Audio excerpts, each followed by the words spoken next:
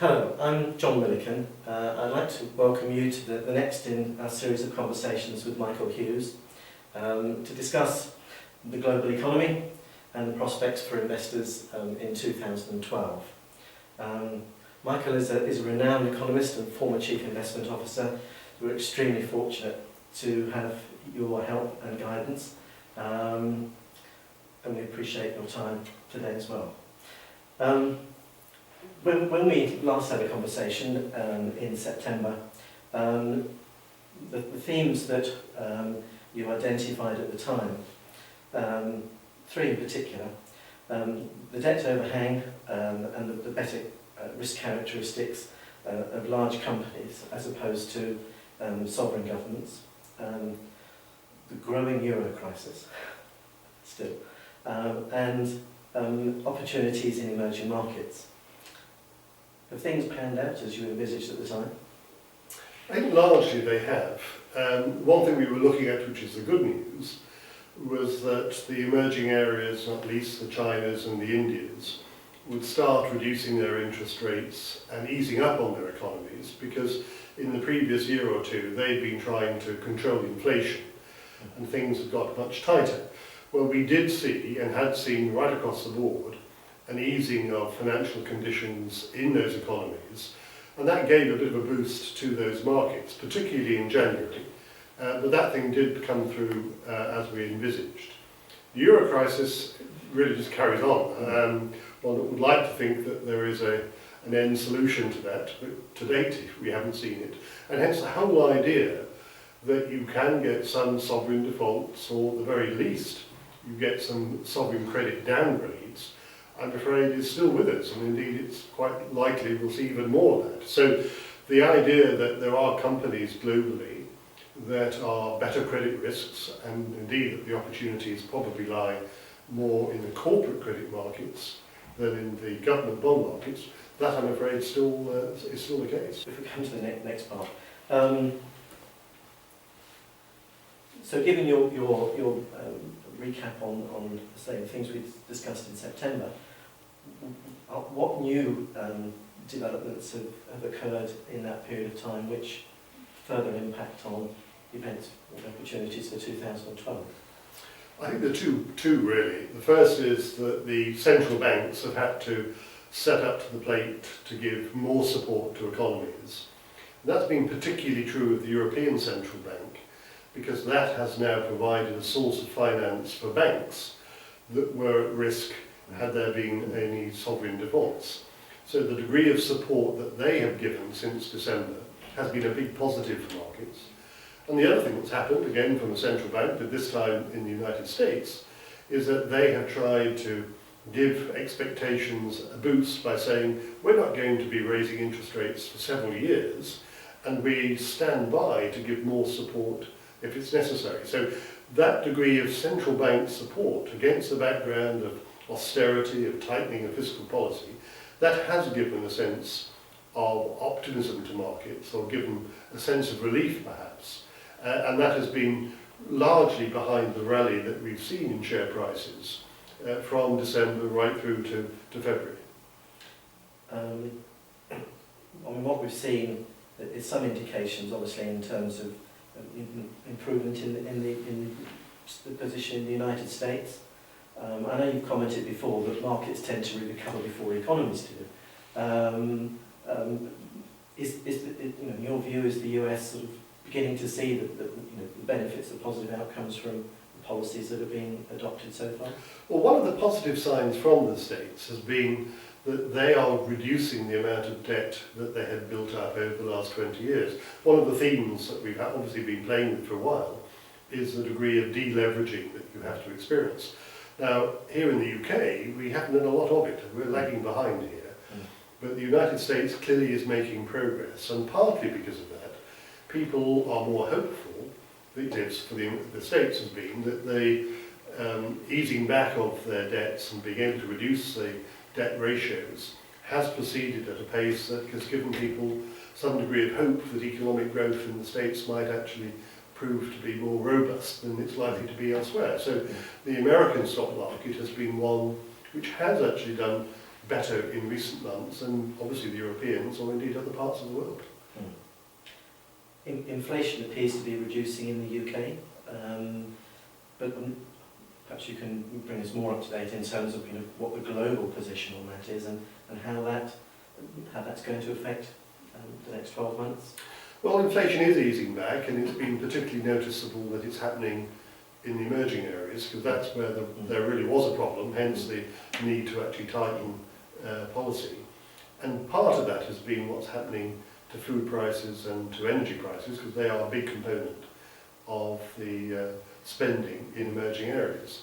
But the point that I think is now important to take on board is that we're in a period of financial repression.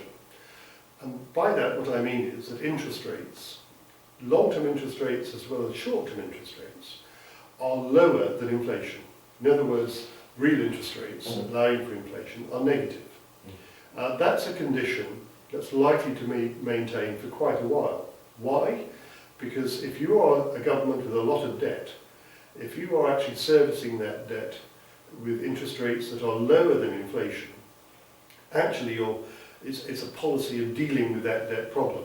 It's bad news for savers, because people who are looking to their interest rate for income and hoping that it keeps pace with inflation, that condition hasn't existed, and even with inflation falling, it's unlikely to exist for some time because of the policies that governments are pursuing. So investors have to have that in mind. It's not a short-term affair, it's going to be with us for quite a while. And partly because of that, they have to look at credits, the other part of the bond market, or possibly equities that have higher dividend yields, in order to get the income that they're not going to get from so-called traditional low-risk investment accounts. And when you say this is going to continue for some while, I mean, what sort of time span are we talking about? Well, we're certainly talking months, and probably we're talking years. Remember, the debts that have been built up over 20 years are huge. And if you can, A, stop them going up, which is what austerity is all about, but B, also help to reduce them over time by making sure that the interest on those debts is not keeping pace with inflation, then that is one way of dealing with the situation. It's unfair, because it's a benefit to borrowers relative to savers, but that's the choice that governments appear to have made.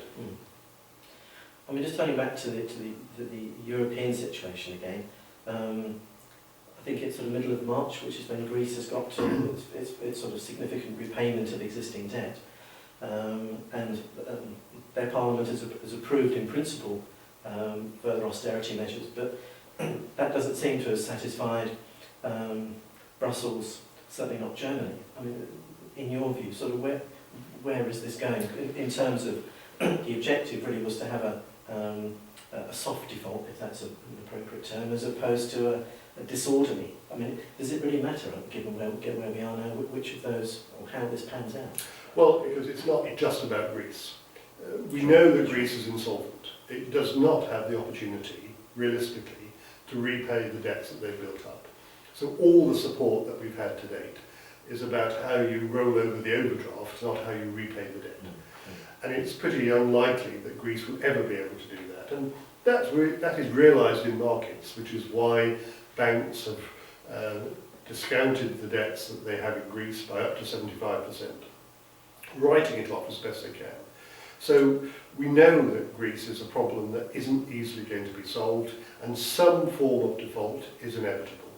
The real issue here for markets is whether it is a contagious issue for the Portugals, the Spains, the Italys particularly. And if that is the case, then the scale of the problem is on a magnitude far bigger than just Greece. So how the Greek problem is dealt with matters to other economies. It's not a question of whether it will be able to pull its way through. It won't. You'll have to reschedule that debt, you will have to write off some of that debt, and the people who've lent to Greece will lose money. The issue really is whether it actually is contained just in Greece, or whether there is a knock-on effect elsewhere. And at the moment, I'd have to say that the risk is that there will be a knock-on effect elsewhere.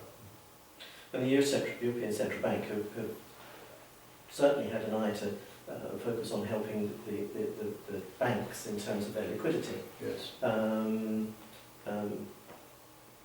And correct that sort of in the past sort of certainly several months that the position as far as the emerging markets has improved to a degree? We've already touched on the situation in the States. So in the sort of the balance of probabilities of these things, these to some extent helping to offset the negative effect of what's still to happen in Europe?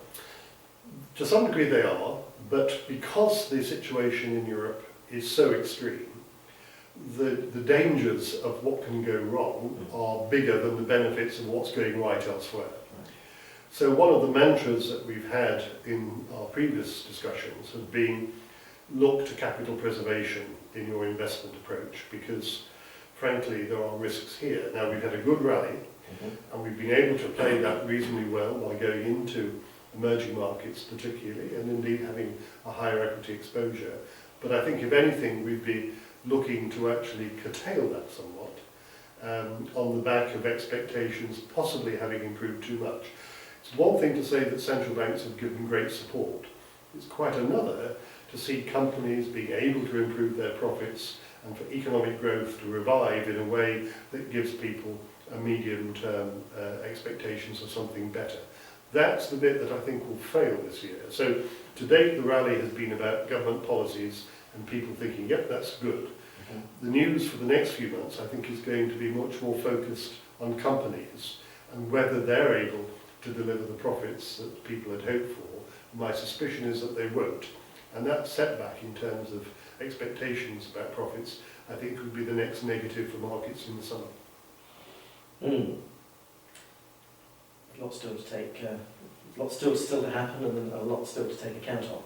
I mean, we've covered quite a number of themes there. I mean, is there anything else that we haven't that in your view is going to have an impact on sort of the medium term? Well, one of the things that we did pick up on our last discussions, which I think is increasingly relevant, is differentiating between emerging economies and markets.